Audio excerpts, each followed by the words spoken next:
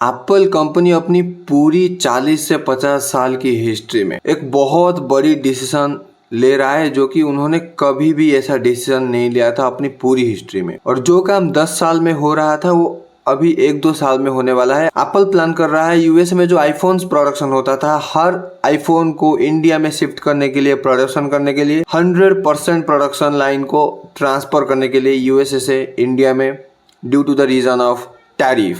और ये कैसे होगा और क्या आगे ये हो पाएगा या नहीं हो पाएगा, और यूएसए ऐसा क्यों कर रहा है, और चाइना का यहाँ पर रोल क्या है, और इंडिया को यहाँ पर कितना फ़ायदा होने वाला है, और क्या कुछ होने वाला है आगे, इस वीडियो में डिटेल्स में डिस्कस करते हैं। तो get dive into this video. अगर बात करें हम आईफोन प्रोडक्शन की, एप्पल कंपनी केवल शिफ्ट कर रहा है आईफोन प्रोडक्शन इंडिया में। ऐसा नहीं है कि मैकबुक, लैपटॉप वगैरह सब चीज़ इंडिया में प्रोड्यूस होगा, नहीं, केवल एप्पल का आईफोन प्रोडक्शन होगा इंडिया में, और सब कुछ जो भी जहाँ पर प्रोड्यूस होता है वहाँ पर प्रोड्यूस होगा। एप्पल लगभग 226 मिलियन यूनिट हर साल आईफोन का प्रोडक्शन करता है ग्लोबली। 80% यूनिट जो एप्पल फोन बनता है वो चाइना में बनता है, और लगभग 200 मिलियन यूनिट केवल चाइना प्रोड्यूस करता है। और एप्पल कंपनी का चाइना पर ओवर डिपेंडेंसी है, और यही चीज़ को चाइना के ऊपर ओवर डिपेंडेंसी ख़त्म करने के लिए, डाइवर्सिफिकेशन करने के लिए एप्पल कंपनी इंडिया में कुछ ही दिन पहले गुड़गांव में 300 एकड़ की लैंड परचेस करने की बात कर रहा था, और लगभग 3.5 मिलियन यूनिट आईफोन इंडिया में प्रोडक्शन करने की बातचीत चल रही है। और बात करें अगर यूएसए की, यूएसए में लगभग 60 to 80 million units per year iPhone का प्रोडक्शन होता है। यूएसए टॉप कंट्री है यहाँ पर, जहाँ पर पूरी दुनिया में सबसे ज़्यादा आईफोन बिकती है। और सेकेंड चाइना आ जाता है, थर्ड में जापान रहता है, और फोर्थ में यूके, और फिफ्थ में हमारा प्यारा भारत। और ये सब क्यों शुरू हो रहा है? सिंपल, एक ही चीज़ पर सब नज़र जाता है, टैरिफ। बिना टैरिफ के ये चीज़ नहीं होने वाला था। जब चाइना पर 245% का टैरिफ लगा, उसी टाइम से एप्पल कंपनी को खट गई, क्योंकि अगर उसके प्रोडक्ट पर 245% टैरिफ लगेगा, इंपोर्ट हुए हुए प्रोडक्ट का प्राइस 3 गुना, 2.5 गुना लगभग हो रहा है। और 2.5 गुना होगा मतलब समझ रहे हो, तो $1,000 की आईफोन $3,500, कितनी महंगाई। 5 लाख रुपए का एक आईफोन खरीदेगा कोई नहीं खरीदने वाला। तो एप्पल कंपनी को यही चीज़ खटक रही है कि हमारा आईफोन का प्राइस इतनी ज़्यादा बढ़ जाएगा अगर चाइना से हम इंपोर्ट करें डायरेक्ट यूएस में। हाँ, हालांकि अभी टैरिफ को थोड़ी देर के लिए रिज्यूम करी गई है, 90 दिनों के लिए, लेकिन वो भी सस्टेनेबल नहीं है, क्योंकि यूएसए का डायरेक्ट वार चाइना के साथ है, समझ रहे हो, डायरेक्ट वार। और वहाँ पर कोई भी कॉम्प्रोमाइज मेरे को नहीं लगता डोनाल्ड ट्रंप की अधीन में हो पाएगा। डोनाल्ड ट्रंप चाइना को तो नहीं छोड़ने वाले है। और एप्पल कंपनी प्लान कर रहा है 100% प्रोडक्शन लाइन यूएसए का इंडिया में ट्रांसफर करने के लिए। जो 60 मिलियन यूनिट आईफोन प्रोडक्शन होता था यूएसए में, वो पूरा यूनिट प्रोडक्शन होगा अभी इंडिया में। हालांकि यूएसए में प्रोडक्शन नहीं होता था, यूएसए में असेंबली होता था। चाइना से इंपोर्ट किया, यूएस में असेंबल किया, लेकिन वो चीज़ अभी इंडिया में होने वाला है। चाइना से डायरेक्ट हम इंपोर्ट करेंगे और यहाँ पर असेंबल करेंगे, और यहाँ पर बेचने वाले हैं आईफोन वगैरह। अभी कुछ दिन के लिए चाइना पर जो बैन को लगाया गया था यूएसए के द्वारा, टैरिफ वार हुआ था, वो रिज्यूम है, लेकिन अभी भी 20% उसको टैक्स देना पड़ेगा इंपोर्ट पे, अगर यूएस में वो इंपोर्ट करेंगे तो। और ऐसे देखें तो भाई बहुत रेट बढ़ जाएगा यहाँ पर। और अगर इस 90 दिन के पीरियड के बाद ये टैरिफ कंटिन्यू रहती है, तो एप्पल कंपनी के लिए नेक्स्ट टू इम्पॉसिबल हो जाएगा चाइना से इंपोर्ट करने के लिए और यूएसए में मैन्युफैक्चर करने के लिए। और अगर बात करें इंडिया की, इंडिया पर 26% अब टैरिफ है। और इंडिया इतना स्टेबल क्यों है? क्योंकि यूएसए और इंडिया अभी रिसेंटली ही बात कर रहे हैं कि अपनी जो ट्रेड है $500 बिलियन तक लेके जाने के लिए। हमारा अभी ट्रेड $190 बिलियन है, इसको हम 2.5-3 गुना करने की बात कर रहे हैं। तो यूएसए और इंडिया बेस्ट पार्टनर हो जाते हैं। कुछ नहीं तो 5-10 साल के लिए यहाँ पर कोई डिस्टर्बेंस होने की बात अभी आ ही नहीं रहा है। यूएसए की और इंडिया की ये पॉलिसी और ये बातचीत को सुनकर एप्पल कंपनी के दिल में थोड़ी सी राहत आ रही है कि हाँ, इंडिया एक स्टेबल जगह हो सकती है, जहाँ पर आगे चलकर ये जो 26% रेसिप्रोकल टैरिफ है ये भी हट सकता है। मे भी यूएसए इसको हटाए, क्योंकि हमारा जो ट्रेड पार्टनरशिप है इसको हमको 500 बिलियन तक लेकर जाना है। और तो ये चीज को भी एप्पल कंपनी प्लान करके चल रहा है, और इसके लिए भी फायदेमंद है। और लो टैरिफ का बेनिफिट क्या है? देखो सिंपल, मतलब अगर चाइना पर कुछ नहीं तो 100% भी टैरिफ लग जाए इलेक्ट्रॉनिक्स आइटम पर, जो चीज़ वो $1000 की खरीद रहे थे, यानी कि इंपोर्ट कर रहा था, बेसिकली एप्पल कंपनी चाइना पर मैन्युफैक्चर कर रहा था और यूएसए में इंपोर्ट कर रहा था, वही चीज़ $1000 की $2000 पड़ेगा।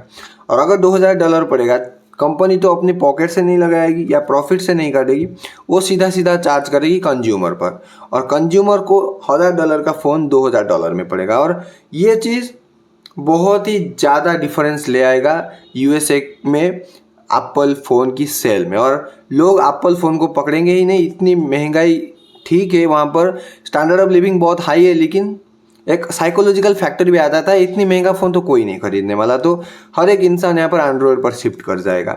और अगर लो टैरिफ की बात करें, अगर इंडिया की बात करें, मोस्ट प्रोबेबली चांस ये है कि ये 26% टैरिफ कंटिन्यू रहेगा आगे 10 साल के लिए, जब तक ये टैरिफ वार चलता रहता है। और अगर बात करें एक और पॉसिबिलिटी की, ये जो 26% टैरिफ ये भी हट सकता है। क्यों हट सकता है? हमारा ट्रेड टारगेट के नज़र को देखते हुए, $500 बिलियन की टारगेट को देखते हुए ये भी हट सकता है। तो यहाँ पर जो टैरिफ रहने वाला है ये कांस्टेंट रहने वाला है। और अगर हम चाइना से इंडिया में इंपोर्ट करें तो हमारा इंडिया चाइना पर 10% का टैरिफ लगाता है, और 10% और ये 26% को मिला के 36% टैरिफ लगने वाला है अगर हम इंडिया से असेंबल करके आईफोन वगैरह यूएसए में एक्सपोर्ट करें तो। और यहाँ पर कंपैरिजन करें 100% टैरिफ, यहाँ पर कंपैरिजन करें 36% टैरिफ।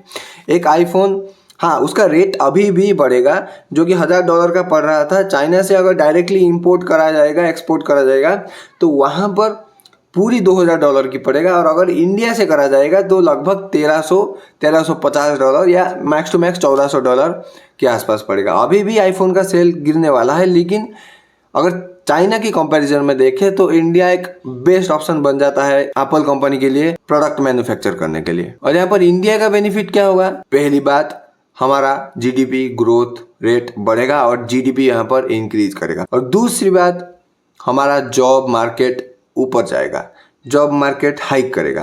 अगर बात करें अभी के टाइम पर जितनी भी मैन्युफैक्चर हो रही है या जितनी भी स्टोर एप्पल का है, 2 स्टोर ही है यहाँ पर, बेसिकली 3000 लोग एम्प्लॉयड हैं इंडिया में। पूरी ओवरऑल इंडिया को देखें तो 3000 लोग अभी काम करते हैं एप्पल के, चाहे कंपनी में हो चाहे स्टोर में हो। लेकिन अगर ये चीज़ हो गई, 60 मिलियन यूनिट्स प्रोडक्शन होना स्टार्ट हो गया इंडिया में, 50,000 लोग एम्प्लॉयमेंट पाने वाले हैं इंडिया में। और 50,000 लोग अगर एम्प्लॉयमेंट पाएंगे तो उन 50,000 लोगों का स्टैंडर्ड ऑफ लिविंग बहुत ज़्यादा ऊंचा चला जाएगा और हमारा इनकम लेवल भी थोड़ा सा बढ़ जाएगा और हमारा जीडीपी में भी यहाँ पर ग्रोथ दिखने लगेगा। और ऐसा नहीं है कि सिर्फ एप्पल ही प्लान कर रहा है ये सब चीज़ की हम इंडिया में प्रोडक्शन लाइन वगैरह करने वाला है, नहीं। अभी सैमसंग भी मैन्युफैक्चरिंग यूनिट है, वो भी तेज़ी से बढ़ा रहा है इंडिया में। और अगर बात करें गूगल पिक्सल फ़ोन की, वो भी यहाँ पर 40-50 हज़ार फ़ोन बना रहा था, अभी प्लान कर रहा है 2-4 लाख फ़ोन प्रोडक्शन करने के लिए, न्यू लेटेस्ट ब्रांड प्रोडक्शन करने के लिए डिक्सन टेक्नोलॉजी के साथ पार्टनरशिप करते हुए इंडिया में। ये पूरी अगर इकोसिस्टम की बात करें तो यहाँ पर हिल चुकी है। चाइना पर जो ओवर डिपेंडेंसी था पूरी दुनिया का, अभी वो धीरे धीरे ट्रांसफ़र करते हुए इंडिया, जो कि सेकंड बेस्ट ऑप्शन है प्रोडक्शन करने के लिए, वहाँ पर लाया जा रहा है। और आने वाले टाइम पर इंडिया में भी मैन्युफैक्चरिंग में लीड करे जाए, इसका तो कोई फ्यूचर का तो मालूम है नहीं, लेकिन हम ये आजुम करके चलते हैं कि आने वाले 20-30 साल इंडिया का है और यहाँ पर इंडिया का सबसे ज़्यादा ग्रोथ होने वाला है। और हमको इस बहती गंगा में हाथ डालना पड़ेगा, कुछ ना कुछ हमको सीखना पड़ेगा, कुछ भी हो यहाँ पर सीख के हमारे देश को कंट्रीब्यूट करना पड़ेगा। इंडिया के युवा थोड़ा सा लग जाओ यहाँ पर, स्किल फील्ड वगैरह सीखो, बहुत ज़्यादा अपॉर्चुनिटी आगे चलकर होने वाला है। कंटेंट क्रिएशन भी बूम कर रहा है, प्रोडक्शन यूनिट भी बूम कर रहा है और बहुत सारे कंपनी वगैरह, बाहर की कंपनी इंडिया में आ रहा है प्रोडक्शन करने के लिए। और यहाँ पर थोड़ी बिजनेस इकोसिस्टम बन रहा है। लेकिन यहाँ पर एक ही प्रॉब्लम है, पॉलिटिकल टेंशन और पॉलिटिकल सर्टिफिकेट वगैरह मिलती है उसकी। ये चीज़ अगर सॉर्ट आउट हो जाए तो इंडिया में कोई भी और प्रॉब्लम नहीं रहने वाला है बिजनेस के रिलेटेड। यहाँ पर स्मूथली बिजनेस हो सकता है। और ईज ऑफ डूइंग बिजनेस की लिस्ट को बात करें तो मैंने यहाँ पर एक वीडियो बनाया था और हम यूक्रेन के नीचे आते हैं। यूक्रेन 63 नंबर पर आते हैं और हम 64 नंबर पर आते हैं। तो ये चीज़ को थोड़ा सा ध्यान रखना पड़ेगा। एटलीस्ट हम टॉप 10 या टॉप 15 में तो आए, वर्ल्ड की 5th लार्जेस्ट बिगेस्ट इकोनॉमी और 2030 तक 3rd लार्जेस्ट इकोनॉमी हो जाएंगे। और यहाँ पर हम बात कर रहे हैं, हम लिस्ट 64-5 पर हैं। तो ये चीज़ थोड़ी सी खटक रही है। तो देखते हैं आगे चलकर क्या होता है, गवर्नमेंट यहाँ पर क्या एक्शन लेता है।